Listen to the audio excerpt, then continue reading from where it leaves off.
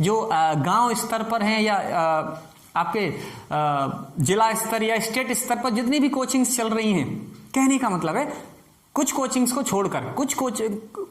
छोड़कर जितनी भी कोचिंग चल रही है ना, उनमें ये पढ़ाया ही नहीं जाता है और ये नहीं जानते हैं कि ये इतना इंपॉर्टेंट चैप्टर है और इतना गहराई से चैप्टर पढ़ाना चाहिए कि ये सभी क्लासेस, सभी एग्जाम का बेस है।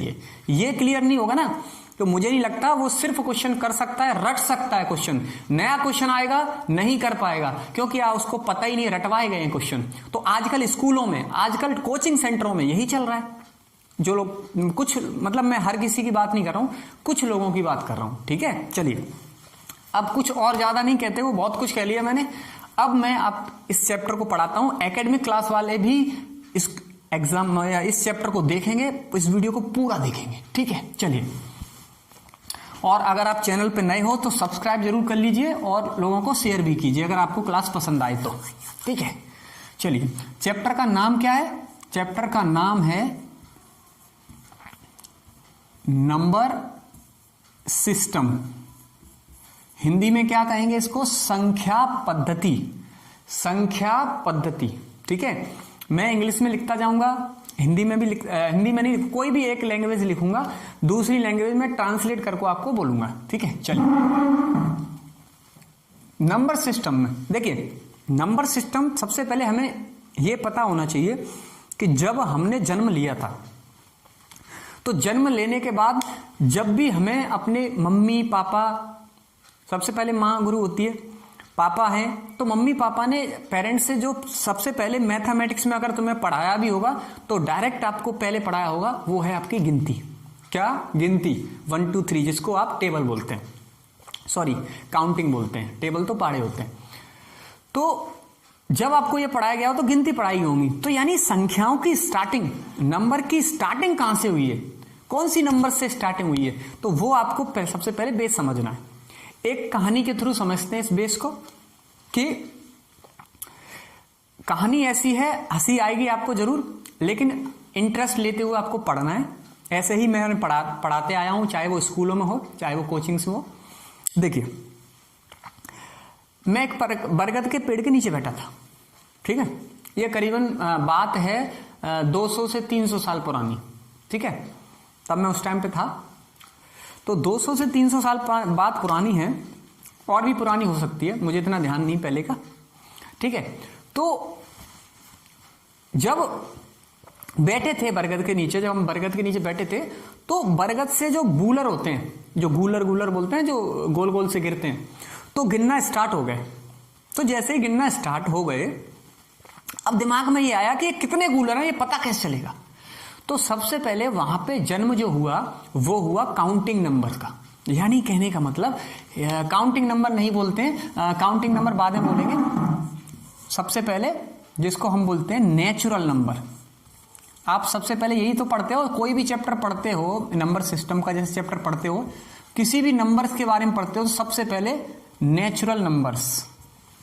हिंदी में क्या कहेंगे, लिख लो इसे कहेंगे प्राकृत या प्राकृतिक संख्याएं, ठीक है। चलिए, तो नेचुरल नंबर्स क्या होती हैं, ये पता कैसे चलता है, यानी इसकी डेफिनेशन क्या है, इसको समझना ज्यादा जरूरी है, क्योंकि डेफिनेशन इसकी मोस्ट इंपॉर्टेंट है। जो लोग रट लेते हैं ना कि 1 से शुरू होती हैं, अच्छा 1 से शुरू होती हैं तो खत्म कितने पे होती हैं, तो कुछ लोग बोलते हैं 1 से शुरू होके इनफाइनाइट पे खत्म होती है।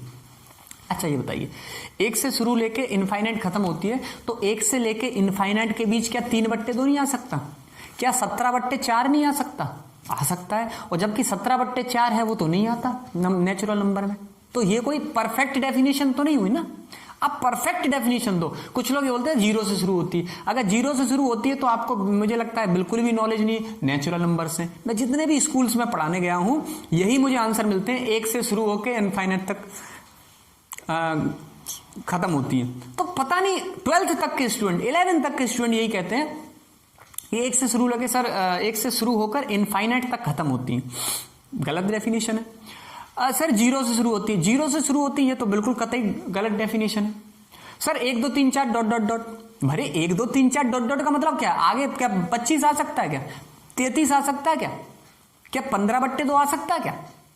भाई एक बोलने का एक मतलब स्टेटमेंट देने का एक तरीका होता है ना कि 1 2 3 4, समझ में आ रही बात?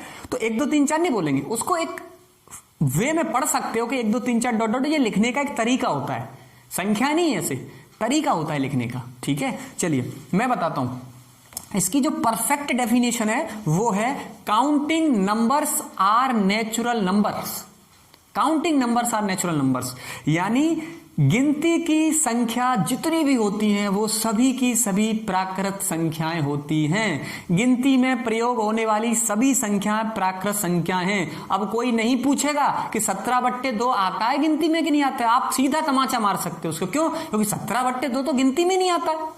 क्यों? क्योंकि आपने गिनती पढ़ी है 1 2 3 4 5 6 7 8 9 10 ऐसे ऐसे करके 100 तक पढ़ी है। क्या 100 के बाद भी कोई नंबर होता है? बिल्कुल होता है, 101। क्या 1 करोड़ पे खत्म हो जाएगी? नहीं होगी। 10 लाख पे, 20 लाख पे, 50 लाख पे नहीं खत्म होगी, क्योंकि आप जितने पे खत्म करने की सोचोगे भी ना तो वहां से एक आगे और बढ़ जाओ। ठीक है, तो कहने का मतलब ये डेफिनेशन एकदम परफेक्ट है, counting numbers are natural numbers. Clear है? ठीक है, तो अब कोई नहीं पूछेगा 25 आता है, तमाचा मारो सीधा। क्यों? क्योंकि counting numbers are natural number जब मैंने बोल दिया है तो गिनती की संख्या में तो आएगा ना 25, क्यों नहीं आएगा?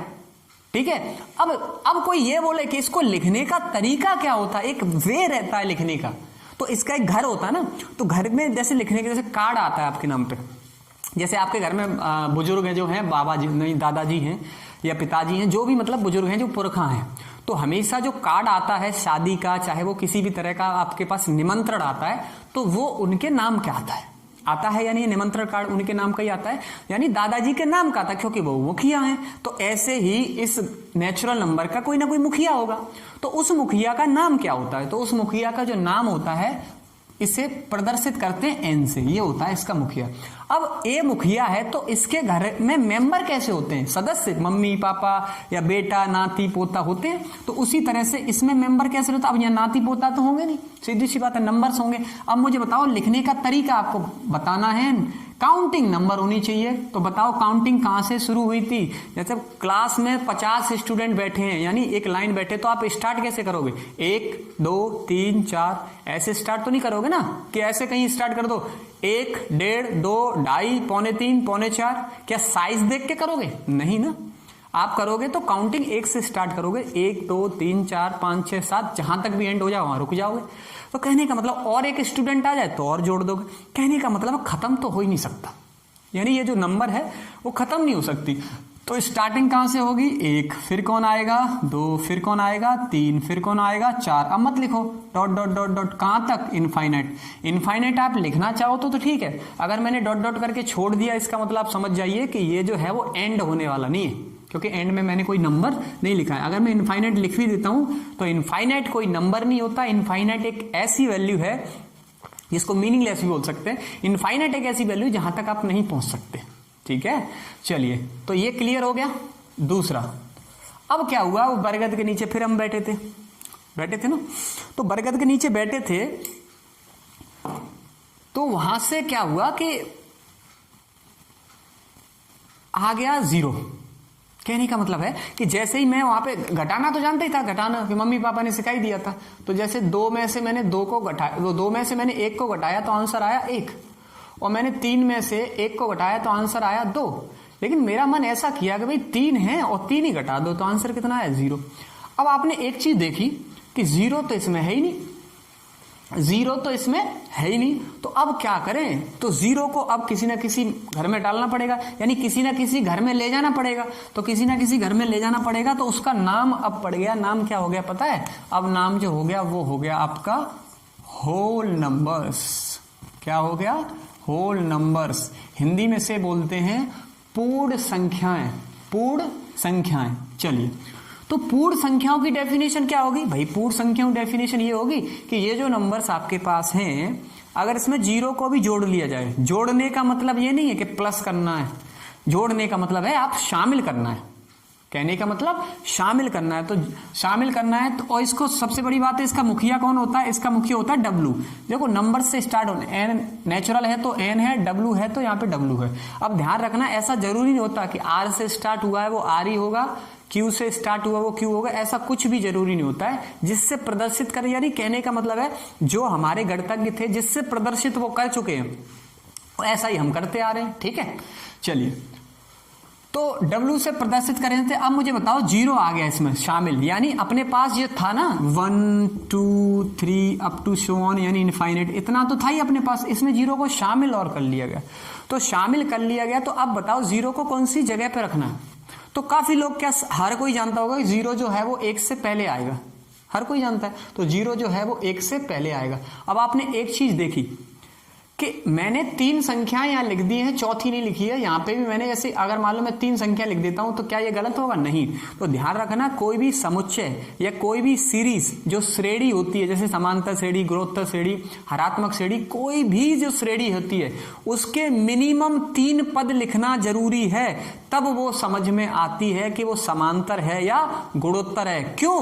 क्योंकि अगर मैंने ये लिख दिया 1 2 और अप टू शो ऑन, अगर इस तरह से लिख दिया तो ध्यान रखना, समझने वाला कुछ समझेगा इसको। क्यों? क्योंकि मैं भी समझूंगा कि हो सकता है तुम अगर बोले ये समांतर श्रेणी है, तो नहीं, तो मैं बोलूंगा ये गुणोत्तर श्रेणी है। क्यों? क्योंकि देखो 1 से 2 हो रहा है, तो इसका मतलब 2 का गुणा हो भी सकता है। अगर 2 का गुणा यहाँ हुआ है तो 2 का गुणा यहाँ भी होगा, तो 2 दूनी 4। अब आप बोलोगे सर ये तो समांतर श्रेणी थी, यानी कहने का मतलब नेचुरल नंबर थे, तो भाई 3 लिखना जरूरी था या नहीं? अच्छा, 3 नंबर से पता चल जाता है कि कोई भी श्रेणी हरात्मक है, गुणोत्तर है या समांतर है। तो ध्यान रखना, कभी कभी क्या तुमने कभी कभी क्या हमेशा से देखा होगा किताबों में मिनिमम 3 नंबर्स तो किसी ना किसी श्रेणी के लिखे होंगे 100%, या फिर ऐसा हुआ होगा कि आपके पास समांतर श्रेणी का ही चैप्टर पढ़ रहे हो तो 2 नंबर्स लिख भी दिए हो तो कोई दिक्कत नहीं, क्योंकि समांतर श्रेणी ही पढ़ रहे हो। लेकिन अगर परीक्षाओं में 2 नंबर्स लिख के ही आप मतलब वो छोड़ दिया गया है, कहने का मतलब डॉट डॉट डॉट कर दिया गया, तो ध्यान रखना वो श्रेणी ना तो समांतर होगी ना गुणोत्तर होगी, समझ में ही नहीं आएगा वो कौन सी श्रेणी होगी। तो ध्यान रखना, उस परीक्षा या जो परीक्षा में जो प्रश्न होते हैं उसमें अगर सिर्फ आपके पास दो पद लिख दिए गए हैं, तीसरा पद नहीं लिखा गया है, तो आप उस पर ऑब्जेक्शन कर सकते हो कि वो श्रेणी, अब वो बोलेगा समांतर श्रेणी, जरूरी नहीं है हाँ बोल देगा कि समांतर श्रेणी है तो फिर हो सकता है। वो नहीं बोलेगा, एक श्रेणी दे देगा, इसके n पदों का योगफल बताओ, तो भाई n पदों का योगफल तो निकालना है, लेकिन श्रेणी समांतर है या गुणोत्तर है ये कैसे पता चलेगा? तो इसके लिए मिनिमम 3 पद चाहिए, ठीक है। उसके बाद डॉट डॉट भले लगा दो। मिनिमम 3 का मतलब है आप मैक्सिमम कितने भी लिख सकते हो, ठीक है। चलिए, तो मैंने होल नंबर्स मैंने आपको बता दिए। अब क्या हुआ, अब मैं वहां पे फिर बैठा था, कहां पे बैठा था? बरगद। तो बरगद के पेड़ के नीचे बैठा था, तो मैंने फिर घटाना शुरू किया। 2 में से 1 गया, 1 ठीक है। 5 में से 2 गया, 3 ठीक है। मैंने उल्टा कर दिया भाई, 2 में से मैंने 5 घटा दिया, 2 में से मैंने 5 को माइनस कर दिया। अब क्या हुआ? अब हुआ आंसर आ गया। अब कुछ ऐसी वैल्यू आएगी जो इन सबसे अलग होगी, इन सबसे अलग मतलब -3 आ गई। अब -3 आ गई तो मैंने एक चीज गौर की कि भाई -3 यानी माइनस की वैल्यू तो यहां पे है ही नहीं। अब क्या किया जाए?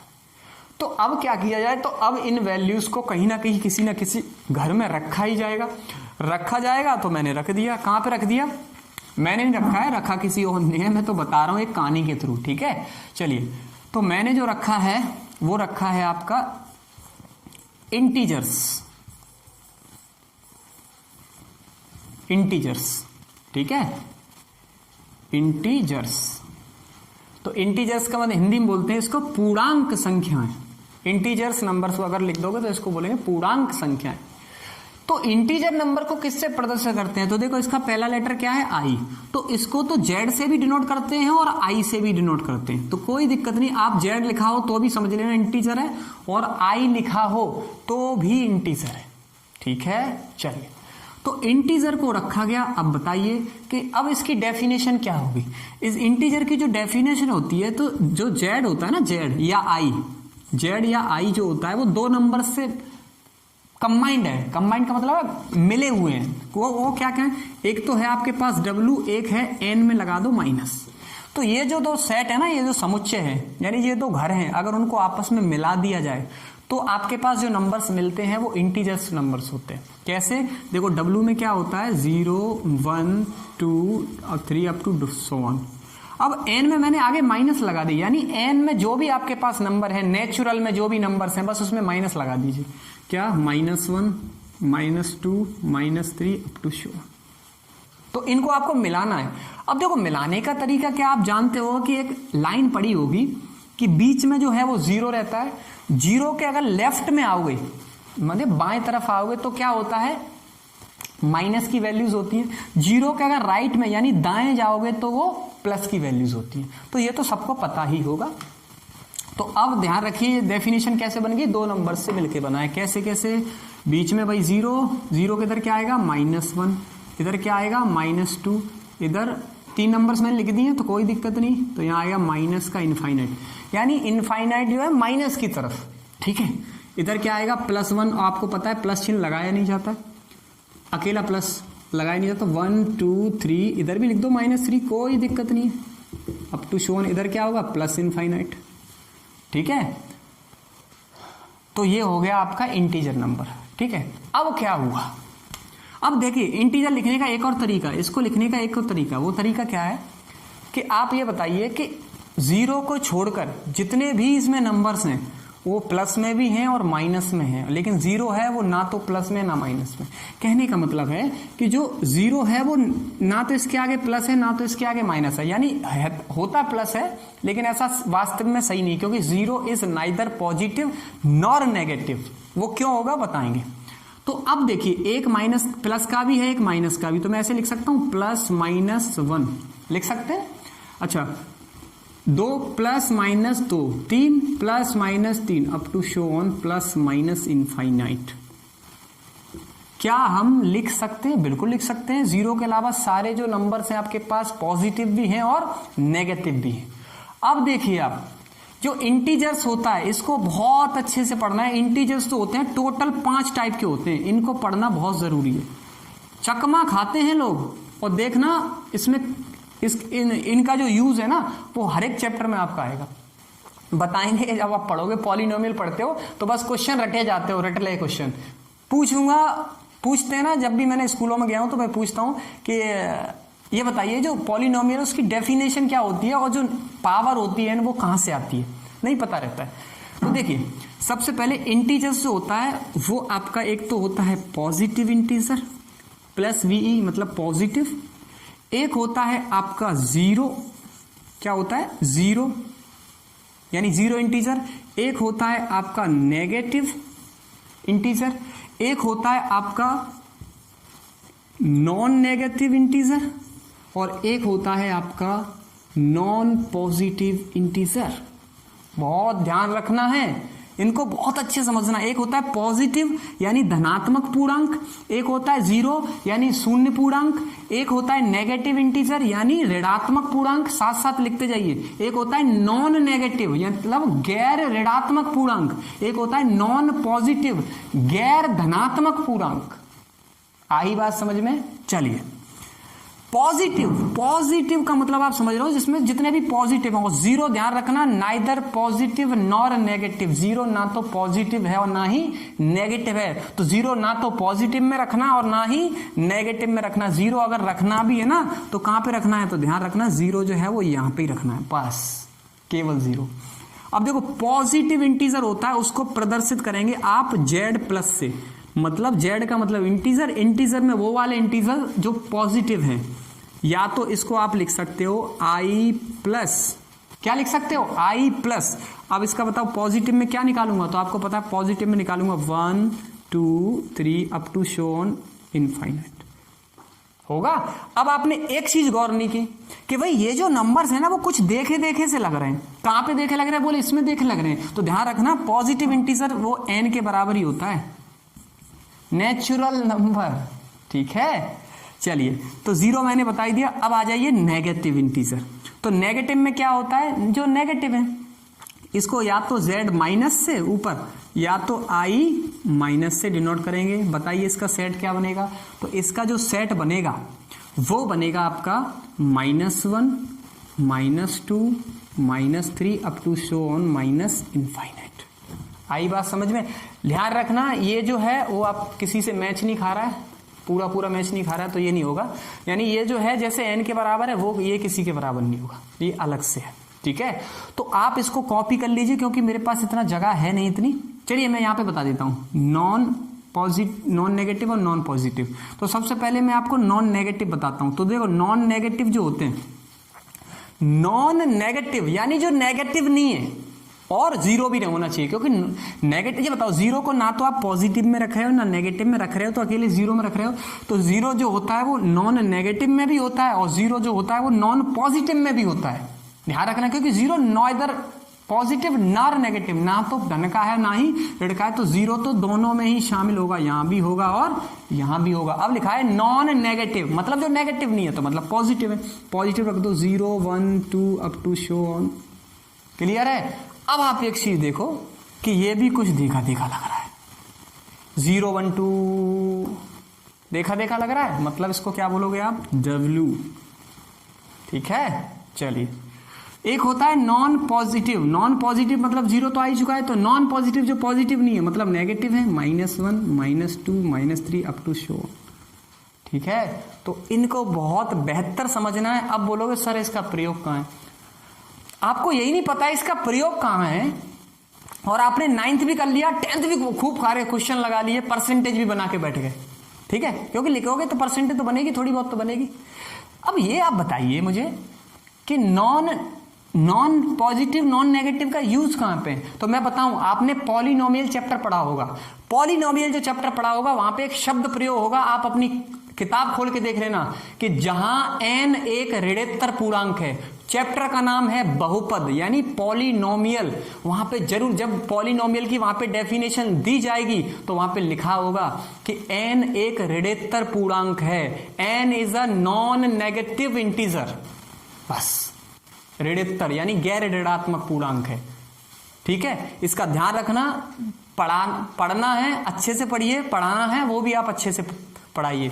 मेरा टीचरों से यानी अध्यापकों से अनुरोध है, पढ़ाना है दब के पढ़ाइए, जड़ से पढ़ाइए, बच्चे का डाउट क्लियर कीजिए, डेफिनेशन के साथ पढ़ाइए। मैथ सिर्फ क्वेश्चन लगाने से नहीं तेज होता है, मैथ जो तेज होता है ना वो आपका जो बेस रहता है उससे मैथ मजबूत होता है। ध्यान रखना इस चीज को। ठीक है, चलिए, तो ये आपका कंप्लीट हो गया। अच्छा, ये आपका कंप्लीट हो गया तो मैं यहीं पे मैं एक चीज बताता हूं, आपको बता देता हूं।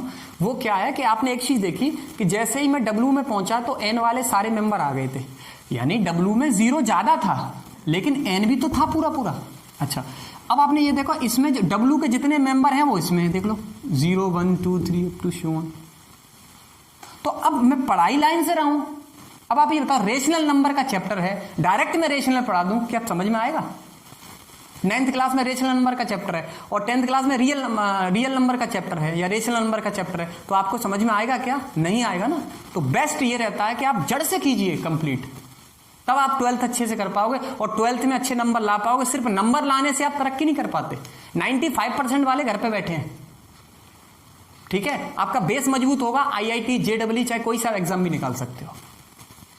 ठीक, तो ये मेरा मतलब टीचरों से भी और बच्चों से भी अनुरोध है, पढ़ें तो अच्छा पढ़ें, अदरवाइज ना पढ़ें। ठीक, चलिए, तो मैंने आपको लास्ट में क्या कराया? लास्ट में मैंने आपको कराया है इंटीजर्स।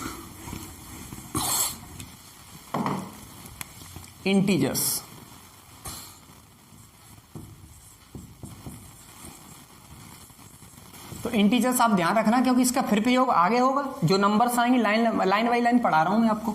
तो इंटीजर्स का ध्यान रखना आपको क्या है, इधर 0 है, -1 है, -2 अप टू डॉट डॉट तो माइनस इनफाइनाइट है, इधर 1 है, इधर 2 है, इधर 3 है, इधर -3 लिख लो, कोई दिक्कत नहीं, इधर 3 अप टू डॉन प्लस इन्फिनिटी है।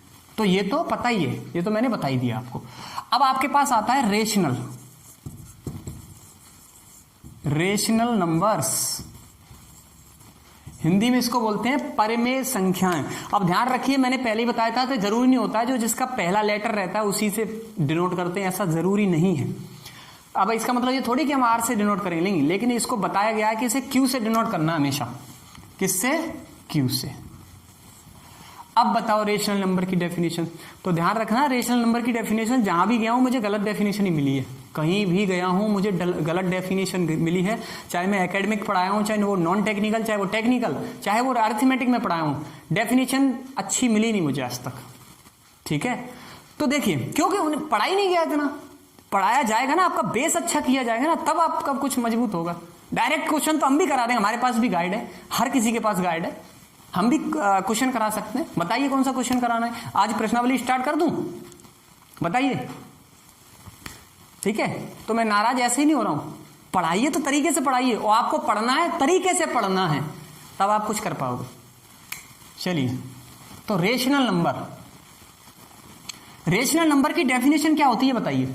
रेशनल नंबर की डेफिनेशन यहां भी गया हूं सर, पी बट्टे क्यू के फॉर्म की होती है। ठीक है, ये भी ठीक है। Q is not equal zero, यानी बट्टे में जीरो नहीं आना चाहिए, ये भी ठीक है। बस इतना लिख के छोड़ देते हैं, बोले ये डेफिनेशन होगी, है ना। डेफिनेशन गलत बताऊं, ये डेफिनेशन बिल्कुल सरासर गलत है। क्यों? क्योंकि आप ये बोल रहे हो पी बट्टे क्यू के फॉर्म की है, ठीक है। Q is not equal zero, ये भी ठीक है। तो आप मुझे बताइए, इन दोनों जो प्रॉपर्टी को फॉलो करता हो आपके अकॉर्डिंग, तो वो रेशनल होंगे। चलिए, तो मैं आपको एग्जांपल दे रहा हूं, तो आपके अकॉर्डिंग ये भी रेशनल होना चाहिए, लेकिन आपको इसको तो आप इरेशनल, क्यों सर अंडर रूट लगा है, अरे यार अंडर रूट लगा, अब ऐसे डेफिनेशन दे दूं यहां पे अंडर रूट नहीं लगा हो वो रेशनल होती है। मैं 16 लिख दूं तो फिर तो 4 है। सर वो अंडर रूट में ऐसा आना चाहिए कि बिना वर्ग वाला आना चाहिए, यही डेफिनेशन मिलती है हमें जहां भी जाते हैं। क्यों? क्योंकि पढ़ाई नहीं है, पढ़ाया ही नहीं गया। ठीक है, चलिए अब देखो ये डेफिनेशन क्यों गलत है बता रहा हूं, मतलब आपके अकॉर्डिंग ये वाला देखो, ये है ना रेशनल नहीं आएगा, इरेशनल आएगा। देखो कैसे, पी बट्टे क्यू की फॉर्म की है, पी बट्टे क्यू की फॉर्म की है, बिल्कुल सही बात है। चलिए, Q is not equal zero, इसका मतलब क्यू का मान जीरो नहीं, हाँ बिल्कुल ठीक है, फिर भी ये इरेशनल है। फिर बोलो सर अंडूड आ गया इसलिए इरेशनल, अरे यार अंडूड आ गया इरेशनल, तरीके से पढ़ लेते तो क्यों अंडूड और वो करना पड़ता। मैं दूं डेफिनेशन, चलिए मैं दे रहा हूं डेफिनेशन। इसकी डेफिनेशन ये है, कोई भी नंबर अगर आएगा, ये लिखने का जो तरीका है आप 10th वाले ध्यान ना दें, क्योंकि ये जो लिखने का तरीका है वो 10th तक नहीं सिखाया जाता कि मैं इसको कैसे लिख रहा हूं, एक्स सच दैट या एक्स रेशियो जो भी लिख रहा हूं, आपको नहीं समझना है, सिर्फ समझना है, वो 11th-12th वाले समझ जाएंगे मैं कैसे लिख रहा हूं कि एक्स जो होगी वो पी बट्टे क्यू के फॉर्म की होगी। एक तो बिल्कुल सही, पी बट्टे क्यू का मतलब होता है एक्स बट्टे बाई, ए बट्टे बी, सी बट्टे डी, यानी बट्टे वाली फॉर्म होगी, अंश बट्टे हर, न्यूमरेटर अपॉन डिनोमिनेटर। पी और क्यू लेते हैं भाई, कुछ भी ले सकते हो, कोई दिक्कत नहीं, यहां पे दुनिया की कोई भी 2 नंबर्स ले लो, ठीक है। लेकिन Q is not equal zero, अच्छा ठीक है, यहां तक तो आपने भी दिया था डेफिनेशन, Q का मान जीरो नहीं होना चाहिए, लेकिन इसमें यह जोड़ना बहुत जरूरी है, P और Q बिलोंग्स टू Z या I, एक ही बात है, यानी P और Q कहां से होना चाहिए, इंटीजर्स से होना चाहिए, तब वो बनेगा रेशनल नंबर। क्यों? अंडर रूट 3/2 क्यों परिमेय संख्या नहीं है, क्यों? क्योंकि भाई 2 तो इसमें है, हाँ ठीक है, क्या अंडर रूट 3 इस वाले घर में है क्या? नहीं है, तो ये रेशनल नंबर नहीं बन सकती। कहने का मतलब ये है, आप गांव की भाषा में आपको समझा रहा हूं, एक आपके पास झोला है, थैला, एक थैले में आपके पास इंटीजर्स भरे हैं, तो आप इंटीजर्स भरे, समझ रहे हैं, इंटीजर्स मतलब दिमाग घुमाओ तुरंत, माइनस प्लस, हाँ ठीक है, तो जीरो उसमें भरा है। अगर आपको 2 नंबर्स उसमें से निकालना है, आंख बंद करके 2 नंबर्स, गलती से जीरो निकल भी आया है तो वो मना कर रहा है कि जीरो को नीचे नहीं रखना है, तो आप क्या करो, 2 नंबर्स आपने निकाले, एक को न्यूमरेटर में यानी अंश में रखा, एक को आपने डिनोमिनेटर यानी आपने हर में रखा। गलती से जीरो आ भी गया है तो जीरो को अपॉन में नहीं रखना है, यानी बट्टे में रखना है, ऊपर रख सकते हो। तो जो नंबर आपके पास मिलेगी 100%, 101% वो रेशनल नंबर ही होगी। ठीक है, अब समझ में आ गई होगी कि ये जो नंबर्स हैं वो रेशनल, ये जो नंबर्स हैं वो इंटीजर्स ही होना चाहिए। बाई चांस अगर इंटीजर्स में जीरो आ गया है तो ऊपर जीरो रख सकते हो, नीचे जीरो नहीं रख सकते, तब बनेगी वो आपकी रेशनल नंबर, परिमेय संख्या। ठीक है, चलिए अगला है आपका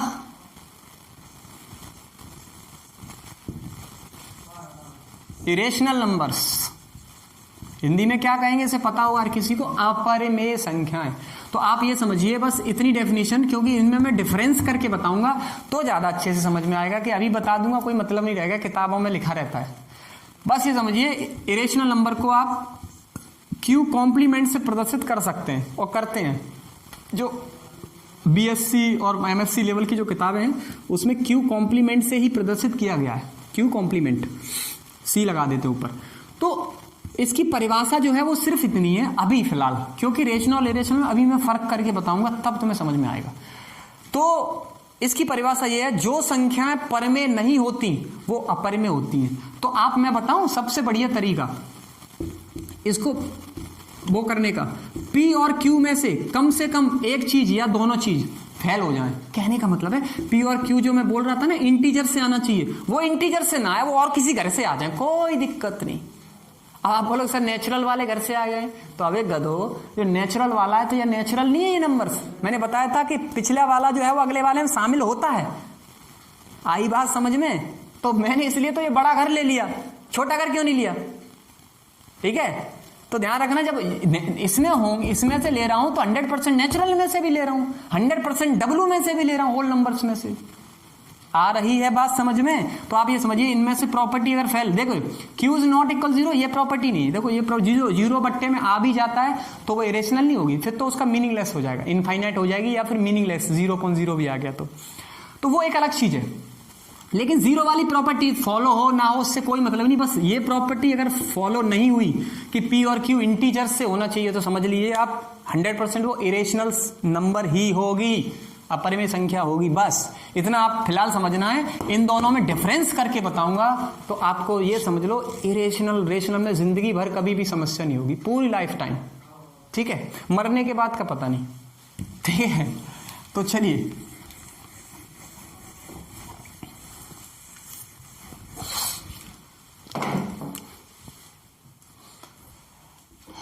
तो मैं डिफरेंस करके बताता हूं। एक 30 सेकंड का ब्रेक है। ब्रेक का मतलब है कि मैं इंक डाल रहा हूं। ठीक है, चलिए।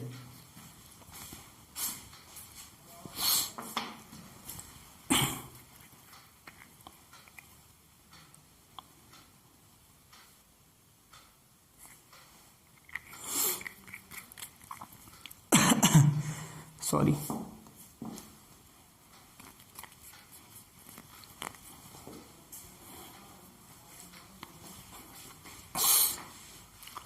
I am back. ठीक है, चलिए अब मैं आपको डिफरेंस बता रहा हूं रेशनल। आज ये समझ लो इतना बड़ा डाउट क्लियर हो जाएगा जो जिंदगी में कभी सोचे भी नहीं होंगे। सबकी बात नहीं कर रहा हूं, लेकिन मोस्टली स्टूडेंट का ये डाउट जिंदगी भर के लिए कंप्लीट हो रहा है आज, मतलब सॉल्यूशन हो जाएगा उसका जो भी डाउट। चलिए देखिए, रेशनल नंबर के बारे में बताऊं सबसे पहले कि रेशनल नंबर जो होती है वो दो टाइप की होती है। एक होती है आपकी रिपीटिंग, इसको बोलते हैं पुनरावृत्ति यानी दोहराना। एक होती है आपकी नॉन रिपीटिंग। नॉन रिपीटिंग यानी वहां पे दोहराना नहीं होता है, मतलब दोहराना नहीं होता है। अच्छा, इरेशनल क्या है? इरेशनल जो होती है वो मात्र एक टाइप की होती है, वो है आपकी नॉन रिपीटिंग, मतलब दोहराती नहीं है। तो आप ये सोच रहे हो दोहराती तो ये भी नहीं है, दोहराती ये भी नहीं है, लेकिन ये रिपीटिंग भी तो है साथ साथ में। अब देखो दोहराने का मतलब क्या होता है। देखो रिपीटिंग जो है वो आपका दो तरह से हो सकता है। एक होता है आपका प्योर रिपीटिंग, एक होता है आपका इम्प्योर रिपीटिंग। कहने का मतलब एक होता है शुद्ध, एक होता है अशुद्ध। अब देखिए कैसे। और नॉन रिपीटिंग जो होता है, वो नॉन रिपीटिंग सबसे पहले समझ लीजिए, ये ज्यादा बढ़िया रहेगा। लेकिन नॉन रिपीटिंग का मतलब होता है कि दशमलव यानी डेसिमल के बाद अंकों का दोहराना नहीं होता है। जैसे 1.65, तो क्या अंकों का दोहराना हुआ? नहीं हुआ। तो इसको आप टर्मिनेट कर सकते हैं, यानी नॉन रिपीटिंग के साथ साथ टर्मिनेटिंग भी शब्द जोड़ लीजिए। टर्मिनेटिंग का मतलब होता है इसे आप खत्म कर सकते हैं। कैसे? आपको पता है, जैसे आप इसको सॉल्व करोगे तो 165/100, और ये देखो रेशनल में चेंज हो गई। रेशनल तो ये भी थी, लेकिन मैंने आपको चेंज करके बताया। बात समझ में आई? अगर वहीं पे 1.65 लिखा हो या 11.65 लिखा हो तो आप जरूरी नहीं चेंज करना, आपको बस ये बताना है कि ये रेशनल है कि नहीं है। तो आप समझिए इसको टर्मिनेट कर सकते हैं, दिमाग में डाल लो, कर सकते हैं, रेशनल है। अब वो बोले करके बताओ तो कर देना, क्या दिक्कत है। चलिए, तो ये हुआ नॉन रिपीटिंग, यानी अंक के बाद वो दशमलव के बाद अंकों का दोहराना नहीं होता। जैसे मान लो एक और एग्जांपल इसका ले लेता हूं, जैसे एग्जांपल ले लिया 23.59596, ठीक है। तो देखो अंकों का दोहराना नहीं है, तो आप इसको सॉल्व कर सकते हो 23,596 बट्टे 1 2 3, यानी 1 2 3 सॉल्व कर लोगे। चलिए अब देखिए दोहराना क्या होता है। दोहराना क्या होता है, तो ध्यान रखिए दोहराना जो होता है वो एक होता है प्योर, एक इम्प्योर होता है। देखो प्योर मतलब क्या होता है कि दशमलव के तुरंत बाद दोहराना, मतलब 6 6 6 6 6, जैसे 23.3333 तुरंत दोहराना, dot dot dot dot dot छोड़ दो, मतलब ये दोहराना है, अंक दोहरा रहा है 3 3 3 3 6 6 6 6। इसी तरह 5.060606 तुरंत दोहरा रहा है, देखो 06 06 06 दशमलव के तुरंत बाद दोहरा रहा है। एक होता है इम्प्योर। इम्प्योर क्या होता है, इम्प्योर ऐसा समझिए दशमलव के तुरंत बाद नहीं दोहराता, जैसे 5 6 6 6 6 6, तो देखिए 6 दोहरा रहा है लेकिन पॉइंट के यानी दशमलव के तुरंत बाद नहीं दोहरा रहा है। दशमलव का एक अंक या 2 अंक ऐसे भी हो सकता है, 3.5677777, जरूरी थोड़ी कि एक अंक छोड़ के ही दोहराए, 2 अंक के बाद दोहराना हो सकता है। बात समझ में आ रही है।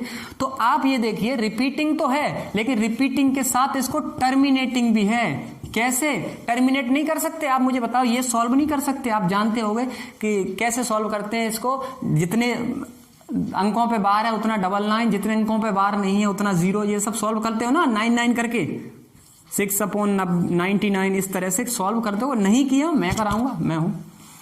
इसको भी सॉल्व कर लोगे कैसे, आपको पता है कि इसको ये पॉइंट को यहां पहुंचाना पड़ेगा, ये सब करे हो आपने, ये 9th क्लास में बहुत अच्छे से करा है। नहीं भी किया है तो हम कराएंगे, कोई दिक्कत नहीं, और ये तो आप ऑलरेडी कर ही लेते हो। अब ध्यान रखिए रिपीटिंग, नॉन रिपीटिंग, और रिपीटिंग के साथ टर्मिनेटिंग, टर्मिनेट कर सकते हैं, नॉन रिपीटिंग के साथ भी टर्मिनेटिंग। लेकिन इसमें क्या होता है, non repeating plus non terminating, यानी रिपीट भी नहीं होगी और खत्म भी नहीं होगी। कैसे देखिए फटाफट, 1.6532806928570825, इस तरह से। आ रही बात समझ में। अब आप बोलोगे सर ऐसा नंबर मैंने कभी देखा ही नहीं। देखा है, बताऊं, √3 का मान निकाल के देख लेना, अगर आप उसे खत्म कर लो तो मुंह मांगा इनाम दूंगा मैं। √2 का, √5 का, √4 का नहीं, √4 का तो 2 आ जाएगा, √5 का, √7 का, यानी जो परफेक्ट स्क्वायर नहीं है, पूर्ण वर्ग नहीं है, उनका आप अंडर लेके देख लेना और आप निकालना वो मेथड से। जिंदगी कम पूरी गुजर जाएगी, मान नहीं निकाल पाओगे, ठीक है। अब बोलोगे सर नहीं तो √3 का मान तो होता है 1.732, ठीक है। तो मैं बोला ये सरासर गलत है। क्यों भी गलत है, क्योंकि वहां पे एक साइन लगा रहता है, अगर नहीं भी लगा होता है तो आप लगा लेना, वो ऐसे साइन लगा रहता है, वो ये साइन होता है लगभग, यानी ये लगभग मान ले लेते हैं, क्योंकि हमको कैलकुलेट करना होता है, सवाल हल करना होता है, कोई भी क्वेश्चन सॉल्व करना होता है तो वहां पे कैलकुलेट कर लेते हैं। जैसे √2 का मान कितना होता है 1.414, ये एक्चुअल वैल्यू नहीं है, यहाँ पे ये वैल्यू ऐसे लगा रहता है, लगभग मान ऑलमोस्ट होता है, ठीक है। चलिए तो आप एक चीज सोचिए, सर क्वेश्चन आपके मन में आ रहा है सर ये पाई का मान 22/7 होता है। मैं बोला नहीं होता है, पाई का मान तो बहुत कुछ होता है, ये साइन लगेगा। तो ध्यान रखना पाई जो होता है वो अपरिमेय संख्या में इसलिए आता है क्योंकि पाई का मान लाखों अंकों तक निकाल लिया, खत्म नहीं हो रहा है, बिल्कुल नहीं खत्म हो रहा है। लेकिन पाई का मान 22/7 सॉल्व करने के लिए ले लेते हैं, इसलिए पाई का मान 22/7 जो है वो आपका रिपीटिंग, कहने का मतलब है कि रेशनल नंबर में आ जाता है। अब 7 का भाग 22 में करके देख लेना, देखना ये रिपीट करना स्टार्ट हो जाएगा। देखो कैसे, इसका आएगा 3.142857 और फिर से यहाँ पे 1 स्टार्ट हो जाएगा, यानी ये रिपीट करता है इतना। भाग दे के देख लेना, नहीं है तो अगली क्लास में इसको डिस्कस कर लेंगे। तो आपको मैंने क्लियर कर दिया क्या रेशनल और इरेशनल में बहुत बड़ा डिफरेंस, ठीक है। एक चीज देखिए, नॉन रिपीटिंग तो ये भी है, नॉन रिपीटिंग ये है, लेकिन ये नॉन रिपीटिंग के साथ टर्मिनेटिंग है, सॉल्व किया जा सकता है, खत्म हो जाती है। लेकिन नॉन रिपीटिंग के साथ ये नॉन टर्मिनेटिंग है, एक तो रिपीट भी नहीं करती और खत्म भी नहीं होती, सॉल्व भी नहीं कर सकते, ठीक है। चलिए तो अब मैं आपको और रह गया है जो वो बता देता हूं।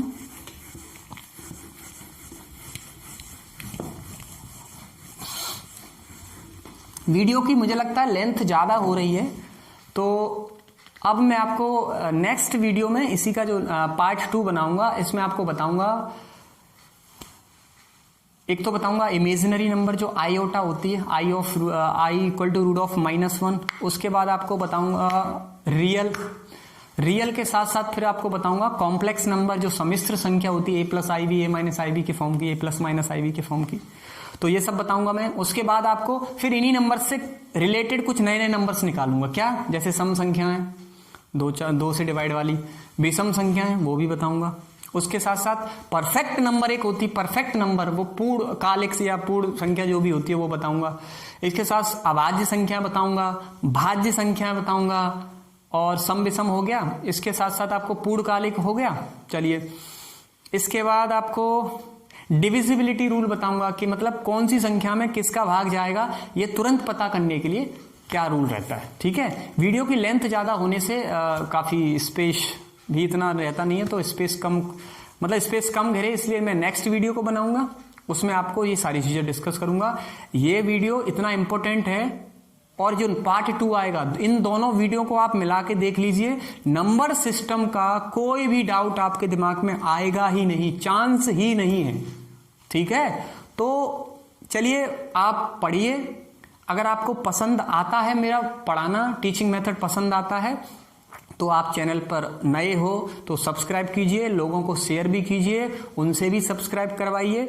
और इसके लिए मैं मतलब क्षमा मांगना चाहूंगा कि मैंने कुछ ऐसे शब्द कहे गुस्से में कि आप पढ़ाओ तो अच्छे से पढ़ाओ, पढ़ो तो अच्छे से पढ़ो, गुस्से में भले कहे हों, लेकिन मैंने आपकी भलाई के लिए कहे हैं, क्योंकि मैंने देखा है लोगों का तरीका, मैंने पढ़ते हुए देखा है, मैंने पढ़ाते हुए देखा है कि आप उसको बेसिक कभी बताते ही नहीं है, डायरेक्ट खोल ली, बोले एक्सरसाइज नंबर 1.2 का पहला सवाल करके लाओ, पहले से लेकर 10वीं तक के सवाल। भाई ये बताओ, आप बेस बता दोगे तो पहले से 10 नहीं, ये बोलो आप एक्सरसाइज कंप्लीट कर दो, बस आपने बेस बता दिया, बोल दो एक्सरसाइज कंप्लीट करके लाओ घर से।